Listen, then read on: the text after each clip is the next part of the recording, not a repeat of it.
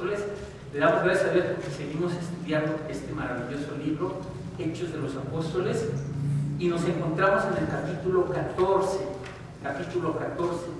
Y de veras, alguien me preguntó, ¿y cuándo va a terminar, pastor? No lo sé, yo sigo fascinado en esta narrativa de lo que hicieron los primeros apóstoles después de que desciende el Espíritu Santo, y todo cómo Dios los usó con gran poder. El día de hoy vamos a ver varias cosas. El tema es: Pablo predica en Listra y Derbe, ciudades que están allí en Turquía, en toda esa zona, y cómo es perseguido, cómo Dios lo libra, y las señales que tiene un verdadero apóstol. Por ahí uno de los materiales en la mesa, fíjese, indicadores de un verdadero apóstol moderno. Y les quiero decir, ya no hay apóstoles de los 12, nada más hay 12. Ya no existen apóstoles de ese tipo, porque Apocalipsis dice que hay 12 puertas, 12 columnas, 12 partes donde hay los nombres de los 12 apóstoles. Nadie más. Para cuando te lleguen esos apóstoles modernos, le digas, ¿dónde está tu nombre? ¿Dónde? No hay. Sobre todo en estos tiempos que hay un abuso muy grande de apostolitis, de gente que se quiere nombrar apóstol con el fin de enseñorearse, con el fin de tener más autoridad, con el fin de que le rindan pleitesía, de rapar a las ovejas, o sea, nada de eso. Ahí vienen indicadores de un verdadero apóstol moderno. Como pastor se acaba de decir que no hay, sí existe el ministerio del apostolado, Efesios 4:11. Él mismo dio a unos, ¿sí?, apóstoles, constituyó a unos apóstoles, profetas, pastores, evangelistas y maestros. El ministerio del apostolado sigue vigente porque sigue habiendo personas enviadas. Apóstol quiere decir enviado, que siguen abriendo obras. Esa gente no se llama apóstol, no necesita llamarse apóstol, aunque tengan un ministerio del apostolado. Entonces hay indicadores de quiénes son verdaderos apóstoles o tienen el ministerio del apostolado, y hay indicadores de quiénes son apóstoles falsos. Y hoy vamos a ver en este pasaje cómo Dios respaldaba a Pablo y a Bernabé con señales, prodigios y milagros. Hechos 14, y antes de comenzar a leer, voy a ir leyendo verso por verso. Vamos a ver que cuando se predique el Evangelio con el poder del Espíritu Santo, hermano, los resultados son poderosos, pero también hay oposición. Siempre va a haber oposición de los que no quieren. Dice Juan, esto es tremendo, hermano, dice Juan, que la luz vino al mundo y los hombres dijeron, apaguen esa luz, porque esa luz que hace que se vean sus obras. Y dice que sus obras eran malas, entonces déjanos en la oscuridad, no queremos que se vean nuestras obras. Entonces cuando la luz viene, obviamente hay oposición, porque habrá gente que rechace esa luz. ¿Ustedes se acuerdan del mensaje de Pedro? Levanta un revuelo. El mensaje de Esteban, el primer mártir, inicia una persecución de la iglesia y a él lo asesinan, lo linchan. Por todo el libro de los Hechos vemos que el mensaje del Evangelio causa división, ¿verdad? El mensaje del Evangelio, hermano, no puedo yo predicarle piñatas y dulces, no une al mundo, hay división. ¿Por qué? Porque la gente no quiere saber de Cristo. Usted hable en una fiesta de lo que usted quiera, de Marilyn Manson, de las Chivas Rayadas, de la América, de lo que sea. Mencione a Cristo, se paran los pelos de la gente, no quieren oír. No nos agües la fiesta, dicen. No nos eches a perder esto, ya vas a venir. ¿Por qué cuando se menciona a Cristo? Dice la Biblia que los espíritus operando en esas gentes se peinan y empiezan a levantarle los pelos a la gente y dicen, no me hables de eso. No me hables de eso. Entonces, vamos a ver esta verdad y recordemos que los judíos rechazaron a su propio Mesías. A los suyos vino y los suyos no le conocieron y le rechazaron, ¿verdad? No le recibieron. Verso 1 dice, aconteció en Iconio que entraron juntos en la sinagoga de los judíos, Pablo y Bernabé, y hablaron de tal manera que creyó una gran multitud de judíos y asimismo de griegos. Recordemos que Pablo tenía un sistema de visitar primero las sinagogas, aunque él había sido enviado a predicar a los gentiles, visitaba siempre las sinagogas.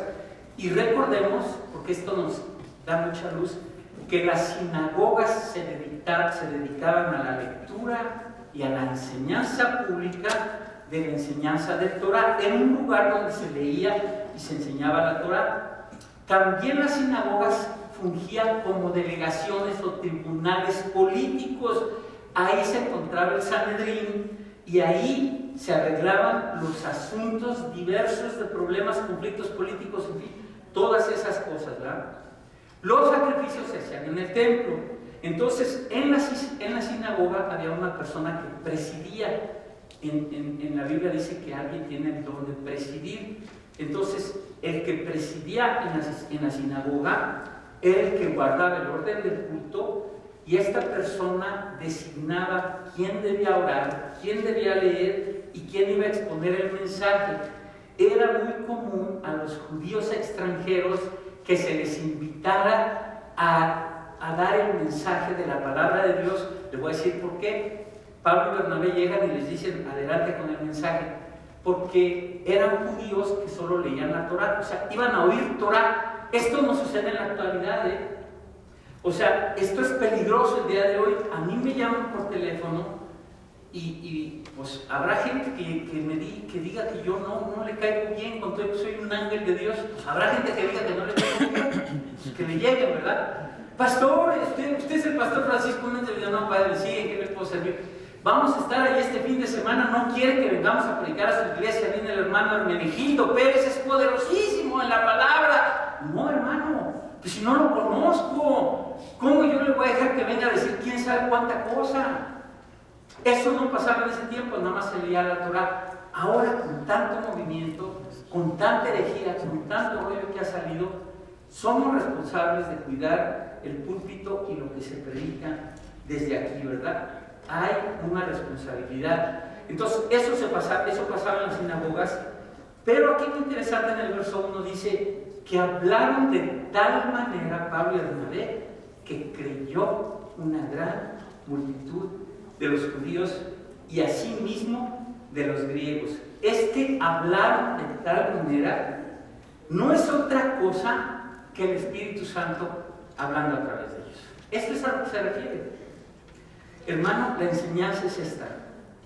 Cuando dependemos de Dios, eso es lo que estamos aprendiendo en el discipulado de liderazgo. Cuando le dejamos a Dios nuestras vidas y nos rendimos, Él nos va a usar. Él va a hablar en tu lugar, hermano, y Él te va a usar. Entonces el Espíritu Santo habla, y aquí vemos que a Pablo y a Bernabé los usó de tal manera que dice que creyó una gran multitud de judíos y de griegos.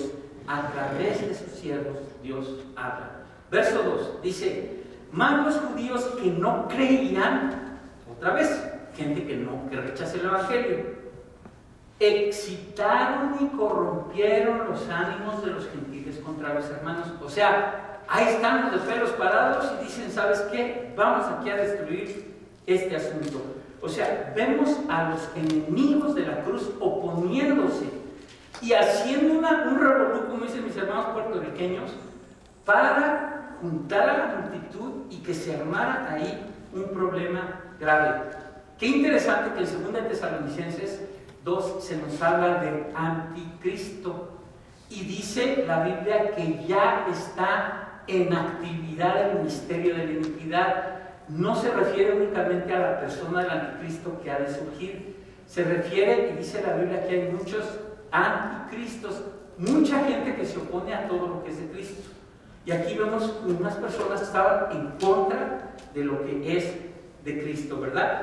O sea, no creían, dice aquí se excitaron, o sea, pusieron en contra a la multitud, y ahí comienza la oposición. Verso 3: por tanto, se detuvieron allí mucho tiempo, hablando con denuedo, confiados en el Señor, escuche, el cual Dios daba testimonio a la palabra de su gracia, concediendo que se hiciesen por las manos de ellos, de los apóstoles Bernabé y Pablo, señales y prodigios. Esto, en la soberanía de Dios, ahorita lo vamos a explicar, es algo que Él les concedió a ellos nada más, hermano.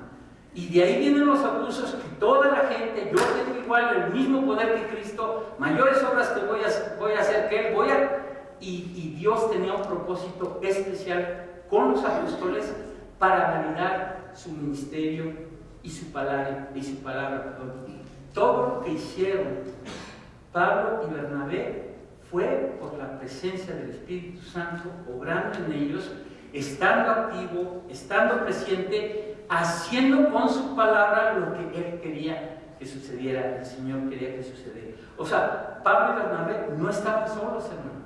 Como no está solos aquí cuando viene usted a un ministerio, el Señor está apoyando aquí y está el Señor usando con poder a la gente que está a su servicio y que se rinde con Él, ¿verdad? Entonces Pablo y Bernabé estaban siendo usados con el poder de Dios y Dios validaba este ministerio a través de los prodigios y señales que ahorita vamos a ver un ejemplo, ¿verdad? Qué interesante que dice la palabra de su gracia. Esta palabra gracia, hermano, es importantísima porque la tenemos que entender. El miércoles en la célula del horno hablamos sobre esto y ahorita estamos abriendo una serie, véngase los domingos, sobre las dispensaciones bíblicas, no el dispensacionalismo herético, las dispensaciones bíblicas. Y ahorita nos encontramos en la dispensación de la gracia. Se terminó la dispensación de la ley, está la cruz, baja el Espíritu Santo, comienza la dispensación de la gracia. ¿Qué significa esto? Que tenemos que entender que Dios trató de maneras diferentes en otras dispensaciones en la ley. Ninguno de ustedes trae sus borreguitos a sacrificar aquí, ¿verdad? O sus pochuelos, o como se llame. No venimos ya con eso, ya es otra cosa. Entonces, en esta época de la gracia tenemos que comprender, hermano, y ahorita les comentaba que a nuestros familiares que tenemos en México que no conocen la luz del Evangelio, sepamos compartirles que el cielo no se gana, no se gana, no se gana. Nadie nos podemos ganar el cielo, quite esa palabra, nadie se puede ganar el cielo, es por gracia, hermano. Si nosotros nos ganáramos el cielo, dice Romanos, que es profundísimo, Dios sería deudor de nosotros porque nos lo ganamos. No se gana, es por gracia, hermano. Esto es increíble, ¿sí? Que nos ganamos, no nos ganamos la salvación, sino es la gracia de Dios, ¿verdad? Es por gracia.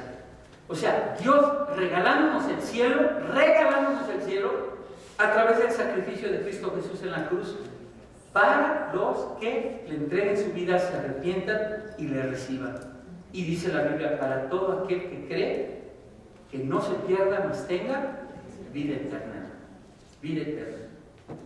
Dios nos vino a librar de ese lugar que estábamos hablando en la mañana, muy importante, este asunto del infierno, y que mucha gente no quiere hablar del infierno. Es parte de todo esto, hermanos. El predicador más grande que existió en toda la historia sobre el infierno es Jesús. Antes ni se hablaba del infierno en el Antiguo Testamento, estaba el Gehenna. ¿Saben cuál era el Gehenna en el Antiguo Testamento? El basurero donde se quemaba la basura. Haga la comparación, fuego, basura, ahí. Ese era el Gehenna. Y en el Nuevo Testamento llega Jesús y nos revela, nos abre las cortinas y nos habla del infierno. Y de todos estos pasajes que muchas sectas niegan el infierno, ¿verdad? Que no va a haber infierno, o algunos le llaman la doctrina de la aniquilación. Algunos hermanos del adventismo del séptimo día, algunas otras sectas predican la aniquilación. ¿Qué es la aniquilación? Que sí va a haber castigo, pero un ratito para que no sufran mucho y se acabe y se desapareció. No es cierto, la Biblia nos habla de eternidad en la presencia de Dios, o eternidad allá quemándose en el fuego.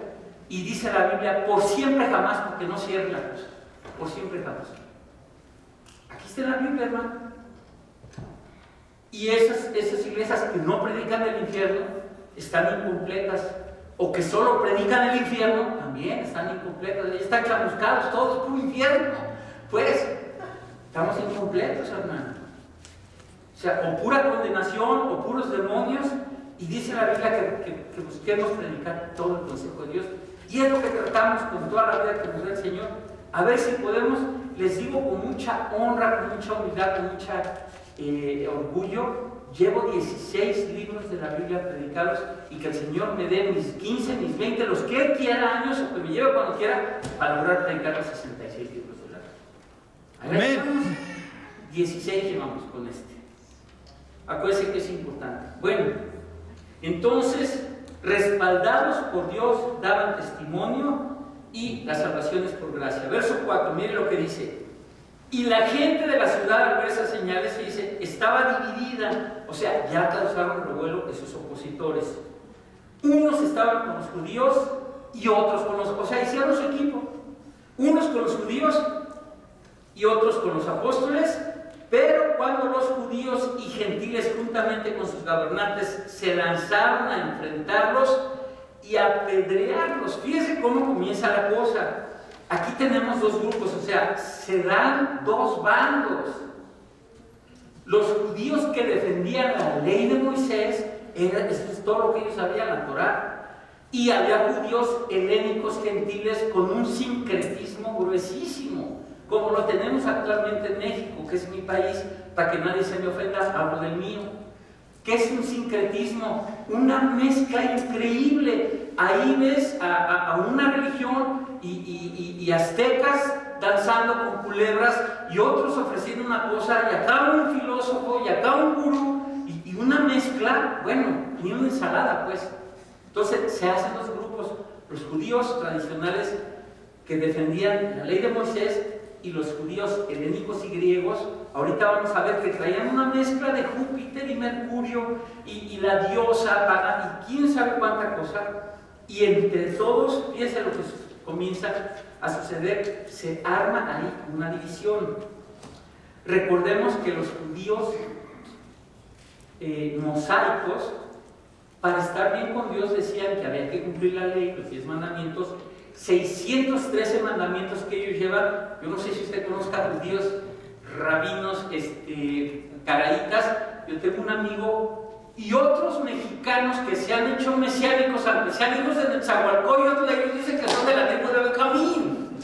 Y está más, parece nopal el hermano. Y no me alzas así y trae sus 613 hilitos. Hijos de Huitzilopochtli o de Cuauhtémoc. Y traen sus 613 hilitos y te los enseñan. ¿Qué es esto? Los 613 mandamientos para que yo... O sea, y repito, no los gentilicemos ni permitas que ellos te judaicen, porque te llevan y no regresas aquí, y el sábado ahí estás en la sinagoga y ya no te dejan comer camarones, y aquí hacemos camarones bien ricos, y como a mí no me los quitan.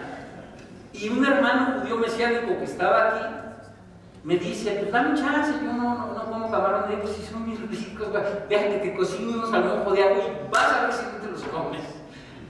No, pues que no, está bien, no los juzguemos. Entonces, estos judíos se ponen en contra y se unen con estos judíos helénicos, y empieza una división tremenda, hermano. Le quiero decir que Jesús enseñó, ahorita lo vamos a ver, Jesús enseñó, y aquí tengo que hacer una explicación amplia. Jesús enseñó que el Evangelio iba a traer división, hermano.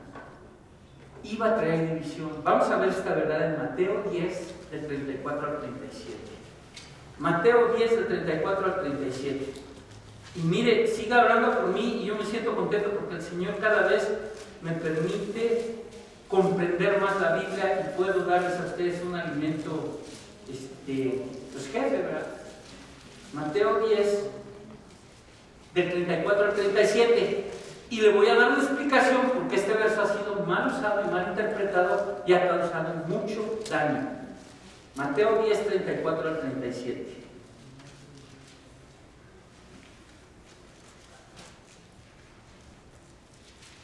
Dice así: no penséis que he venido, Jesús hablando, para traer paz a la tierra. No he venido para traer paz, sino espada.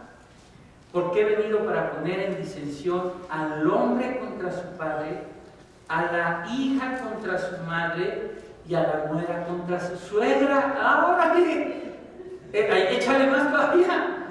Y los enemigos del hombre serán los de su casa. Eso no lo había visto, lo de la suegra, perdón. El que ama a padre o a madre más que a mí no es digno de mí. El que ama a hijo o a hija más que a mí no es digno de mí. Y así sigue. Entonces dices tú, caramba, qué fuertes palabras de Jesús. O sea, qué fuerte. Peleado con mi hija, conmigo, con mi suegra, en fin, todas las cosas. O sea, y ¿sabe qué? Aquí la clave reside en esto. Necesitamos aprender a interpretar la Biblia en su contexto general. Y por todos lados vemos en la Biblia que Dios quiere familias unidas, que Dios le dice al hombre cómo ame a su mujer, que Dios le dice a la mujer qué responsabilidades tiene para que se pueda someter a su marido. Y por toda la Biblia vemos eso. Entonces, ¿en dónde está el error? En la interpretación. Y se lo voy a decir, y lo voy a tener que mencionar porque tengo un familiar muy cercano que un líder de una secta cristiana le dijo: deja a tu hijo, deja a tu hija, deja a tu esposa, véngase a servir a Dios. Dejó todo, vendió su casa, vendió su coche, se lo dio a la iglesia, dejó a sus hijos, dejó a su esposa y se fue a servir a Dios. Y todos los familiares dijimos: ¿qué estás haciendo, loco? Tus hijos de 5 y de 7 años. Y gracias por la misericordia de Dios que los está reconquistando ahorita que ya están grandes. Malas interpretaciones, hermano. Se lo voy a explicar qué quiere decir. O sea, no se puede interpretar literalmente. Nuestra vida aquí, Jesús está hablando de un orden prioritario. Primero Cristo, ¿sí? O sea, mi Cristo es mi creador, mi Cristo es mi Salvador, mi Señor. Sin Cristo no tendría yo, no existiría yo. Sin Cristo no existiría, pues. ¿Sí? Cristo no tiene ningún plan de que se destruya tu familia, por favor, ninguno. ¿Sí? Entonces, el contexto de este pasaje espiritual es acerca de prioridades y lo que está diciendo Dios, lo que está diciendo ahí Cristo es: primero Dios, segundo mi familia, tercero mi trabajo, porque tengo, fíjense, en esta iglesia no le digo véngase aquí, primero deje todo. Primero Dios, segundo mi familia, tercero mi trabajo, porque tengo que sostener a mi casa, y cuarto mi iglesia. ¿Sí? Cuarto mi iglesia, en ese orden y sirviendo a Dios en primer lugar. Y Dios pone este orden, hermano. Cada que uno de ustedes me dice: pastor, no voy a poder ir el domingo porque tengo esto, todos dan testimonio que digo: adelante, hermano, vaya con su familia, primero es importante, no dejen de venir a la iglesia, pero vaya a hacer lo que tiene que hacer primero. Pastor, me pusieron este horario el domingo en el trabajo, me pusieron a trabajar, hágame una carta y la hacemos de la manera más decente, para que sin que le afecte su trabajo, decirle a la gente: el hermano sirve en la iglesia, consideren eso para que pueda venir. Y si no, síganle trabajando, si no se queda sin chamba, y aquí en la iglesia así, pues no, ¿verdad? Entonces, eso es a lo que se refiere Jesús en ese pasaje, que hay prioridades, hay un orden. Y sí, es cierto que habrá problemas en el hogar, la mamá y los hijos y la rebeldía y todo eso. Regresamos a Hechos 14, después de ver esta verdad. Estamos aprendiendo el día de hoy, ¿verdad? Amén. Hechos 14, verso 6.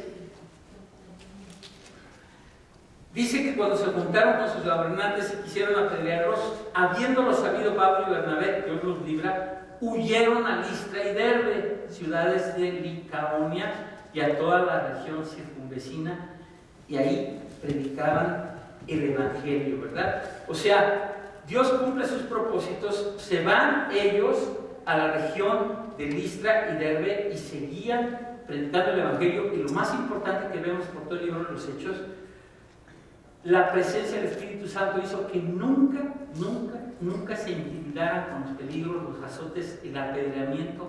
Ellos seguían, salían, dice la Biblia, gozosos de haber sido lastimados y chicoteados por el nombre de Jesús. Gozosos. Imagínense nada más qué cosa tan bella. Verso 8 al 10 dice: y cierto hombre de Listra, aquí viene la señal, los prodigios y milagros. Cierto hombre de Listra estaba sentado, imposibilitado de los pies, cojo de nacimiento. que jamás había andado. Este oyó hablar a Pablo, ponga atención cómo viene el milagro, oyó hablar a Pablo en la palabra de Dios, el cual Pablo, fijando en él sus ojos, mire qué interesante, y viendo que tenía fe para ser sanado, dijo a gran voz: levántate derecho sobre tus pies. Y él saltó y anduvo. Aquí viene este milagro, ocurre un milagro, Dios está respaldando el mensaje con señales y prodigios, las señales de un apóstol. Había un cojo de nacimiento, recibe la sanidad, y dice la Biblia que tenía fe. ¿Cómo lo sabemos? Pablo lo vio. O sea, le vio su carita y dijo: tiene fe. Lo vio, Pablo lo vio. Pero fe ¿en qué? En Pablo no oyó ¿qué? La palabra de Dios. Y la fe viene por el oír la palabra de Dios, ¿verdad? Entonces, este paralítico le refleja con su rostro a Pablo, y al oír el mensaje de la palabra de Dios, ¿sí? Dice que Pablo le dijo: levántate derecho, saltó y anduvo. ¿Qué sucede con todo este asunto? Véngase del 11 al 13. Entonces la gente, visto lo que Pablo había hecho al ver este milagro, alzó la voz diciendo en lengua licaónica, aquí viene el sincretismo del que les estaba yo hablando: dioses bajo la semejanza de hombre han descendido a nosotros. Y a Bernabé llamaban Júpiter, y a Pablo Mercurio o Hermes, porque este era el que llevaba la palabra. Y el sacerdote de Júpiter, ahí en esa región griega, cuyo templo estaba frente a la ciudad, trajo toros y guirnaldas delante de las puertas, y juntamente con la muchedumbre quería, y lo puedo parafrasear, querían ofrecerles sacrificios a Pablo y a Bernabé. Después de ver eso, imagínense nada más. O sea, las reacciones ante el milagro, y le quiero decir que las reacciones ante los milagros en la Biblia no son las mismas. Hay diferentes reacciones en diferentes eventos, ¿verdad? Entonces, aquí recordemos que cuando había milagros en Jerusalén eran judíos monoteístas, un solo Dios. Aquí estamos hablando de politeístas, con una mezcla de la mitología griega, de Cristo Jesús y de la diosa Asa y un montón de cosas. Entonces había una mezcla de judíos, griegos, gentiles, y todos estos tenían dioses griegos. Y la Biblia nos menciona aquí a dos: a Júpiter y a Mercurio. O sea, ellos creían en esta área, en estos dioses. Dentro de las supersticiones que tenían los griegos y los romanos, porque los romanos fueron absolutamente influenciados por la cultura helénica griega, dentro de esas supersticiones estaba que podían bajar los dioses en forma de hombres. Entonces le dijeron a Bernabé, le pusieron Júpiter, y a Pablo Mercurio, porque, y esto es interesante, Mercurio, el que traía el mensaje, el dueño de las letras, el que creó el habla, y oían hablar a Pablo. Y Júpiter, obviamente, este señor bárbaro que está sentado así en una silla con un trueno en la mano derecha, así, ¿no? Entonces ellos dijeron que tenían eso. Qué interesante, hermano, esto es importante, qué interesante que en todas las religiones paganas hay siempre una deidad masculina y una deidad femenina. En todas, menos en el cristianismo. Por ahí el movimiento feminista, que está grueso, dicen que es diosa, que no es Dios. ¿Qué es diosa? Pues ¿por qué? Porque pues decimos nosotros que es diosa, que no es Dios, ¿verdad? Entonces, en estas culturas paganas siempre tienen una deidad masculina y una femenina, y quisieron presentarles sacrificios y adorarlos. Imagínense nada más. Y vamos a ver la reacción de Pablo y Bernabé, cuando incluso el sacerdote de ahí llega con toros y con guirnaldas para sacrificarlos para ellos. Verso 14: cuando lo oyeron los apóstoles Bernabé y Pablo, los judíos, ¿verdad? Rasgaron sus ropas, o sea, ¡qué indignación! Rasgaron sus ropas y se lanzaron entre la multitud dando voces y diciendo: varones, ¿por qué hacéis esto? Nosotros también somos hombres semejantes a vosotros, que os anunciamos que de estas vanidades, de estas locuras, os convirtáis al Dios vivo que hizo el cielo y la tierra, el mar y todo lo que en ellos hay. Fíjate nada más qué tremendo y qué contraste con los líderes de hoy que reciben gloria y fama y ven el dinero que me des, échele.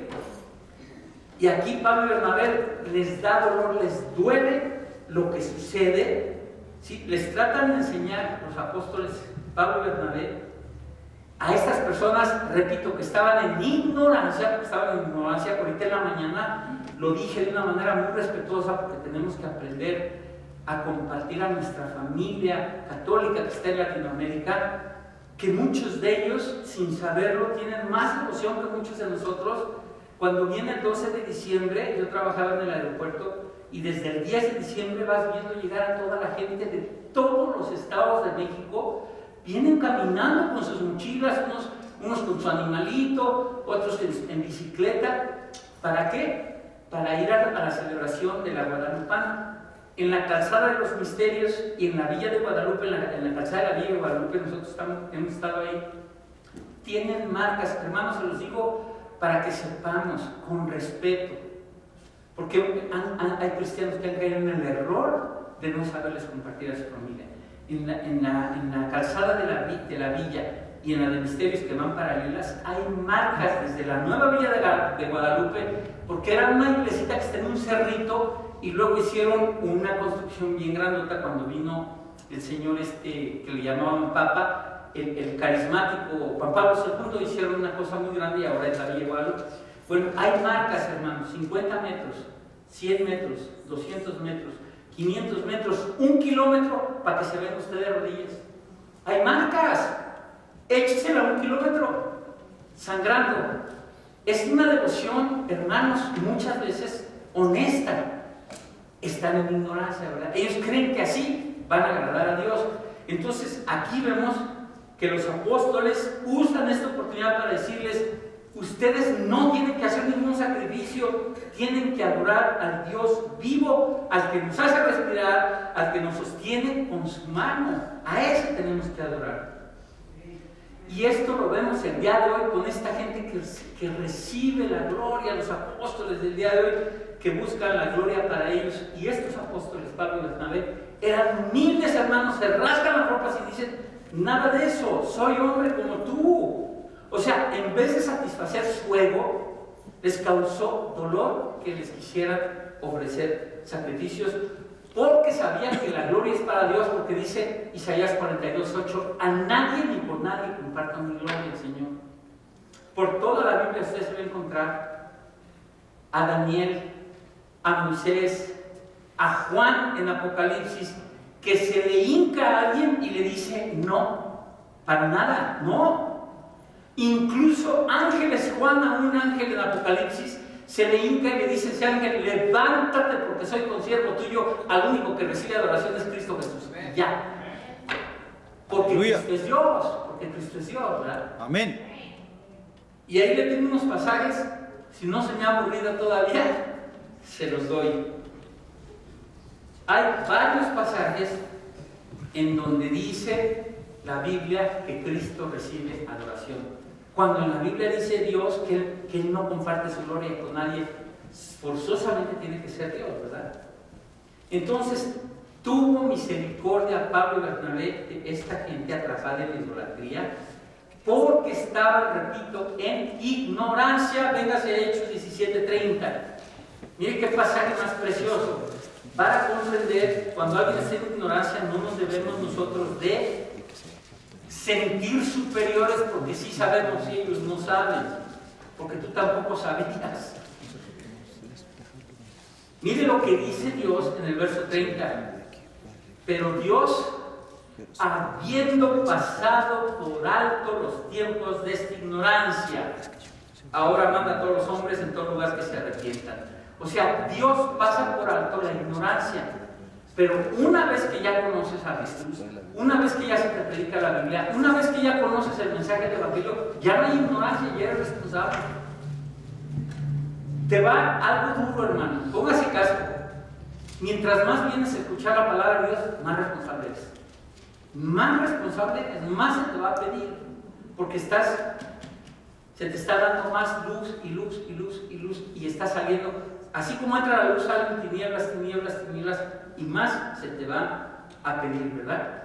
Entonces, dice la Biblia que en la misericordia de Dios, por la ignorancia de las gentes, Él pasa por algo y Dios dice que quiere que te conviertas de esa ignorancia a Dios vivo y verdadero, ¿verdad?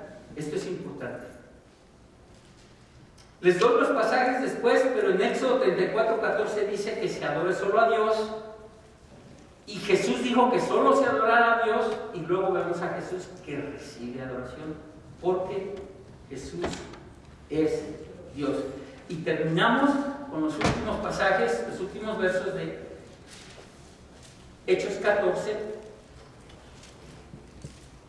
Después de que los quieren dar sacrificio, les dice en las edades pasadas, verso 16, Él ha dejado a todas las gentes andar en sus propios caminos, si bien no se dejó a sí mismo sin testimonio, haciendo bien, dándonos lluvias del cielo y tiempos fructíferos, llenando de sustento y de alegría nuestros corazones.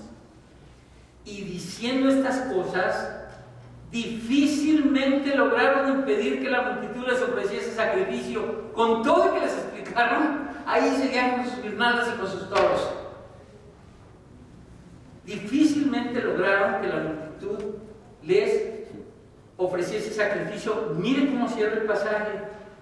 Entonces vinieron unos judíos de Antioquía, esto es precioso, y de Iconio, que persuadieron a la multitud, y aquí sí, habiendo apedreado a Pablo, le arrastraron fuera de la ciudad, pensando que estaba muerto.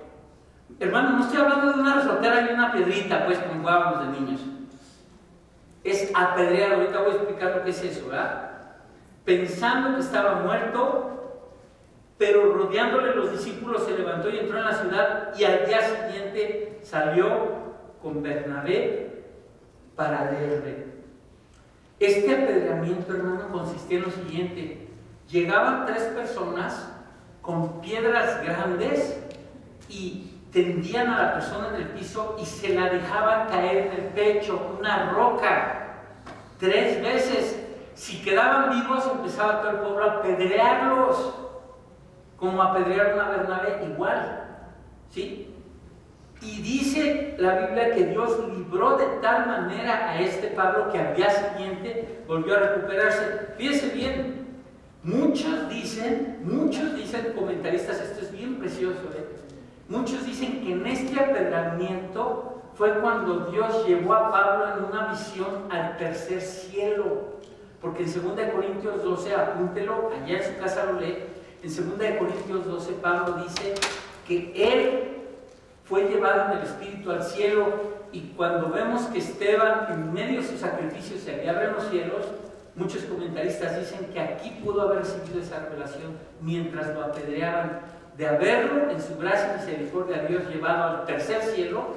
Y dice en 2 Corintios 12 que cuando él regresa de ese viaje en el Espíritu al cielo, dice él que no se le permitió hablar de las cosas. Y hay muchas enseñanzas, porque ahora hay charlatanes que venden boletos para decir: venga, porque estuve en el cielo ayer, el apóstol Mauro Meléndez estuvo 12 horas en el cielo, venga a oír lo que le dijo el Padre.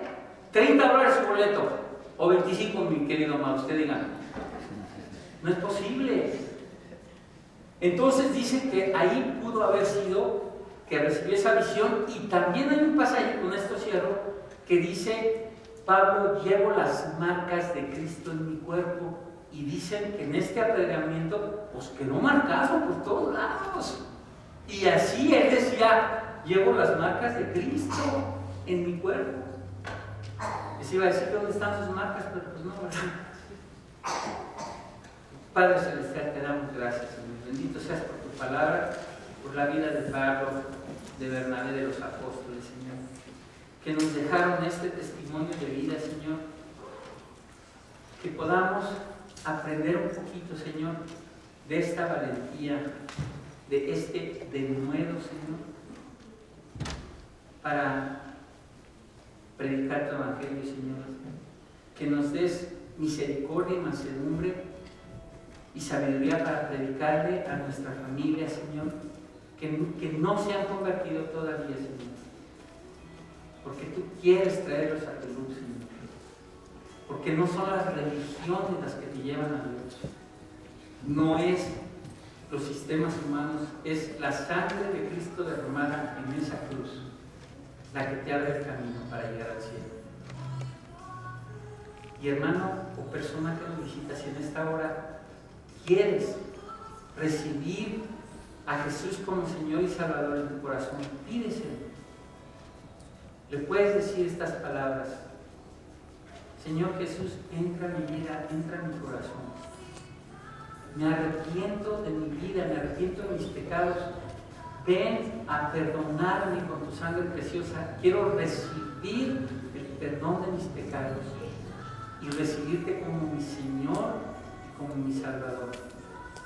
Y tener la garantía de que voy a pasar una eternidad contigo. Enséñame a vivir, a aprender tu palabra para vivir la vida que tú quieres. Y gracias porque sé que mi nombre está escrito en el libro de la vida, allá en los cielos. Por gracia, Señor. Te doy gracias, Señor. En el nombre de tu Hijo, Señor, te doy gracias. Padre Celestial, muchas gracias te damos. Y enséñanos todas estas cosas para poder un poquito, Señor, tener esta alegría, esta motivación para compartir tu palabra. En el nombre de Jesús. Que Dios nos bendiga, mis hermanos. Gracias.